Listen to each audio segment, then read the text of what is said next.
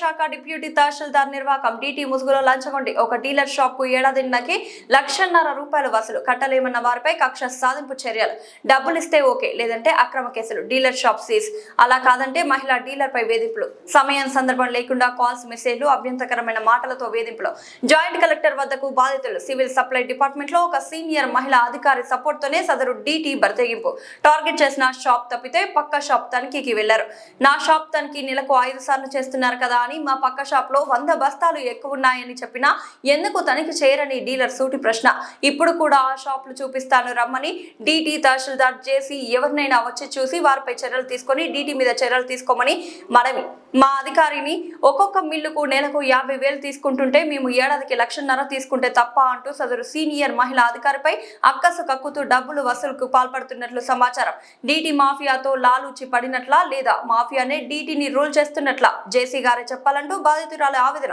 మీరు కంప్లైంట్ ఇస్తారు కలెక్టర్ గారికి నా మీద అని చెప్పి రాశారు మేడం. లాస్ట్ ఇయర్ 1,50,000 ఇచ్చామంటున్నారు కదా, అప్పుడు ఎందుకు ఇచ్చారు, ఏ కారణంతో ఇచ్చారు? కంటిన్యూ చేసుకోవాలంటే ఆయనకి ఇవ్వాలంట మేడం డబ్బులు.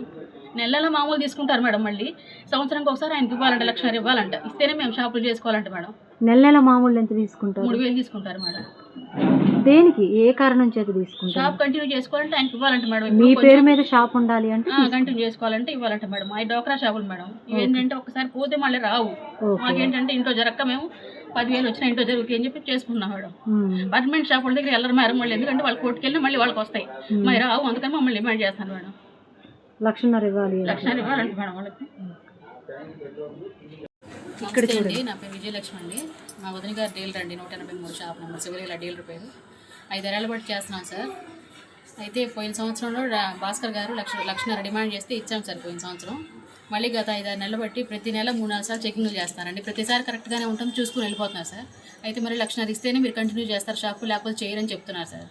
అదేంటండి మేము ఇవ్వలేని పరిస్థితానంటే రాత్రి ఇళ్ళమ్మడి దొరికిన బియ్యం తీసుకొచ్చి మా షాప్లో వేసి ఇవి మీరే కొన్నారని చెప్పని నేను కేసు రాసుకుంటున్నానని చెప్పి రాసుకొని వెళ్ళారు సార్.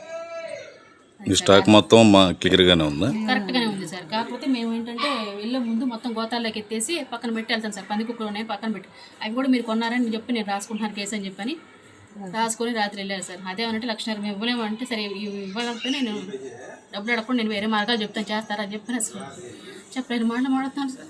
1,50,000 డబ్బులు అడగకుండా వేరే మార్గం అంటే ఏం చెప్తున్నారు? అది చెప్పలేదు మేడం, టూ మచ్గా మాట్లాడుతున్నారు. మరి మీరు పై అధికారులు కంప్లైంట్ ఇచ్చారా? డిఎస్ఓ మేడం గారికి చెప్తామన్నామండి. డిఎస్ఓ మేడం గారు అంటే ఆయన ఎంత చెప్తే అంతేనంట మేడం.